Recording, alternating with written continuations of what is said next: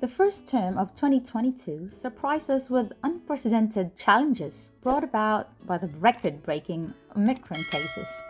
Too many got infected, spreading so fast in the community, instilling fear in almost everybody. Many teachers and students mostly stayed at home, so the class was unpredictable. Nevertheless, we carried on with our lesson and with our inquiry theme, We Are Born Survivors. As we always do, the team had collaboratively discussed the goals we wanted to be realized at the end of the term.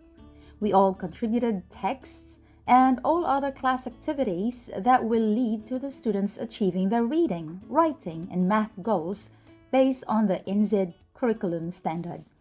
We've read articles like Kupe and the Giant Feke, Polynesian Canoe returning home after 3 years at sea, and what innovators can learn from Polynesian navigators. With those readings, we started wondering how the people back in the olden days made their vessels. So using offcuts I've got from Marketplace for free last year and some recyclable materials, we made our boats. Some of them were really adamant that their boats would float and sail fast. So I just let them realize it themselves on our trip to the Kiwi Esplanade in Mangere, where they got to test them out. And indeed, it was a great realization to see some boats were sinking, some easily capsized after being tossed by the waves, while there were some who successfully raced with others. It was also an awesome experience for me to learn more about the Orion's belt and the Polaris and Cassiopeia after reading about how to navigate using stars. Since we don't have all the time to learn everything, the kids were given the freedom to choose what other constellations they wanted to learn more about during our inquiry time and got to draw those groups of stars on a big piece of black paper using chalk. We discussed directions, and using my old phone with a compass app in it, I let them use it to determine locations.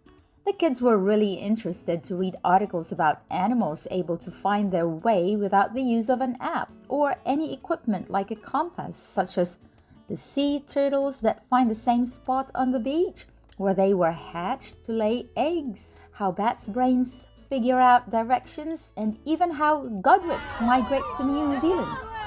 It was even our first time, I guess, to most of us, to see the sanctuary of these birds, godwits, in Mangere on our way back to school during our trip.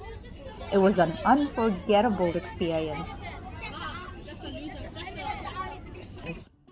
Iris and Dogstar was another interesting article to read, and we finished reading it while we were inside the tent we put up one day, as there were only 5 students who turned up. How we could relate to the family who was crammed in the small space in their boat as they traveled to Caledonia because we were all crammed inside the tent while reading it. It was the first time my students put up the tent on their own as a team, as I let them read and follow the instructions carefully. When I saw them struggling a bit, that's the time I already help out. Since they were just a few of them, teamwork was observed and it was very manageable. Term 1 was a weird term to start off the school year, as very few kids turn up every day, but it wasn't that bad. I was able to know a lot more about those who consistently came to school and addressed their individual needs. So they were also able to present to the class their chosen topic related to our theme, mostly presented about the migration of specific animals, while a few got interested in the topic of survival tips and hacks. And to finish the term, we had different fun activities on the last few days, like pajama day, scooter day, and movie day, of course. On it. She's sliding on it. Hey, I want to turn. Yeah, hurry up. Turn. What a silly creature. Whoa, oh my god. Oh, I can't. Because the kids had also learned to earn and save money using Banker, they had accumulated some amount which they used to buy healthy foods, which I brought to school in the last week. They looked forward to buying different food every day, and they even bought some for their classmates too. Moreover, as assemblies were not allowed, we handed out the awards in our class every Friday. I tried to give the kids a voice as they nominate someone they think has been doing or displaying our school values. It encouraged them to be helpful to everyone and to observe and acknowledge the good deeds of others. I read to the class those notes of their classmates, and they were very happy to have been voted for. And since this was weekly, I made sure everyone gets a chance to be nominated, as I see all their effort as well.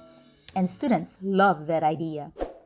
I wonder what would our term 2 look like with a new theme, arts inspired.